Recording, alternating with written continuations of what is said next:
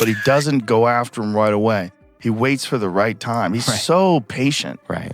Like when you watch the early rounds of his fights, he's like at a world champions that are competing today at the highest level. He probably has the lowest punch count in the early rounds. Yeah. Because he just wait, but he also knows he's got that nuclear option that if he can crack you, most likely he's going to take you out. He's got right back one.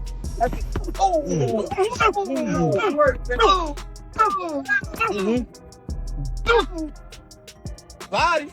Touch his body. Wait, I think Gervonta will beat him, honestly. I think Gervonta will hurt him.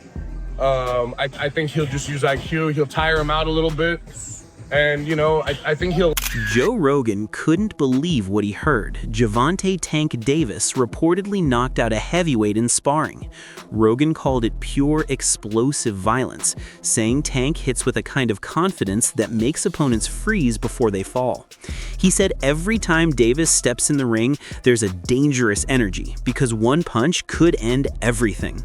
That unpredictability, Rogan added, is what makes Tank both thrilling and terrifying to watch. I don't know whether someone's ever going to be able to figure that out or whether or not he's just going to keep cracking people. Yeah. You know, so it's part of the fun of watching it. I've talked to a lot of like real boxing purists. It's like, you can't rely on that style. Right. He's got to be busier. When he gets to the best guys, it's not going to work out. Like, well, we'll see. Yeah. We'll see. Inside the gym, those lucky enough to witness Davis train say he's operating on another level. Heavyweights come in trying to test him with power and size, but they quickly realize it's a mistake. Tank's speed, timing, and short-range explosions overwhelm even the biggest men. Witnesses claim his punches land with a snap that echoes through the gym, leaving much larger opponents stunned and unable to respond.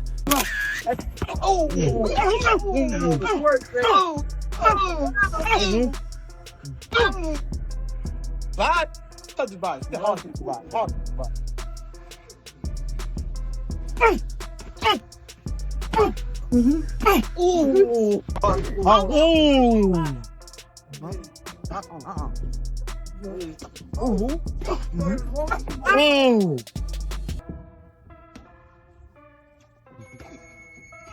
Thirty seconds. A former sparring partner of Jake Paul came forward with a blunt warning. Jake's never felt power like Gervonta's. He said Jake might feel confident from knocking out ex-MMA fighters and older boxers, but none of that prepares him for someone like Tank. When Davis lands, he doesn't just score points, he hurts people. The ex-partner believes Jake will quickly realize he stepped into a level far beyond his comfort zone. Many respect Jake's courage, but as this insider said, risk has limits, and Tank Davis is that limit. Honestly, man, like every single time, you know, people said that Jake would get finished or he would lose a fight, he obviously proved everybody wrong. But I genuinely believe this time, I think that, you know, with Gervonta's boxing IQ and him having Jake come down a little bit in weight, I think Gervonta will beat him, honestly. I think Gervonta will hurt him. I think he'll just use IQ. He'll tire him out a little bit. And, you know, I think he'll land. You know, Gervonta knows how to touch his opponents. But it's interesting because when Floyd fought Logan, the size really made a big, you know, impact. And you saw Floyd struggle, you know, against a big, you know, Ohio corn-fed, you know, wrestling strong dude. And, you know, I've sparred Jake and Logan before, and, you know, they train hard. You're picking Tank by knockout? Look, I sparred them years ago. They're much better than when I sparred them. They're athletes. You know, they train really hard. I think they work harder than... Joe Rogan admitted Jake Paul has brought new energy to boxing, pulling in fans promoters couldn't reach. But he questioned whether Jake is truly ready for a fighter still in his prime. Jake's best wins came against names past their peak, while Davis represents real elite danger, lightning speed, knockout precision, and pro-level instincts. Rogan said Jake's business empire and followers can't protect him once the bell rings. He respects Jake's hustle, but believes this fight will finally test how much of that confidence is real. Under 10 fights, like, what if Jake Paul knocks one of them out? Like, what if you get a guy that, like, hasn't been tested and maybe has some promise and maybe gets wrapped up in the hype and maybe gets a little nervous and this is his first chance at a big show. And Jake Paul can crack. Yeah. 100%. That knockout of Tyron Woodley is legit as fuck. He can crack. But Eddie's point in that interview, and I think the point that just about every boxing aficionado would say is that Tyron Woodley. Showbiz the Adult broke down Tank's mindset, saying even if it's billed as an exhibition, the stakes are serious. Tank's entire image is built on dominance and professionalism. Losing to a YouTuber could stain that forever. Critics already mocked his draw with Lamont Roach, and he refuses to give them more ammo. Showbiz says Tank's training like everything's on the line, because to him, it is. This isn't just another payday, it's about protecting his legacy and silencing every doubter once and for all. Fight, but it has real consequences. Let him get knocked out by Jake. Let him get embarrassed by Jake. He can't come back. He'd be made a mockery of. He done took a knee, grease in the eye, had a draw with Roach, which everybody thinks Roach was robbed, and then made a mockery of by Jake Paul, a YouTuber. Which is why Gervonta Tank Davis is on Demon Time.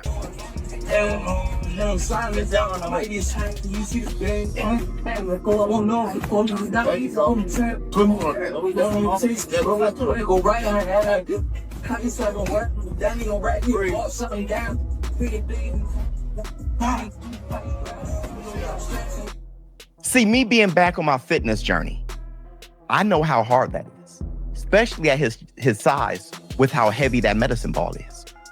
Gervonta Tank Davis is going to go hard, pause, on that Jake Paul fight. He has to. While everybody is trying to dismiss that shit, there's a knockout bonus and everything. You got Lamont Roach calling him all these names. Tank Davis shut off his social media. He can't take y'all negativity, making him worse before the fight. He can't allow y'all to be in his head, which that's what y'all want to do. The end of Tank. And I don't. I think boxing is better with Tank involved. I always say that.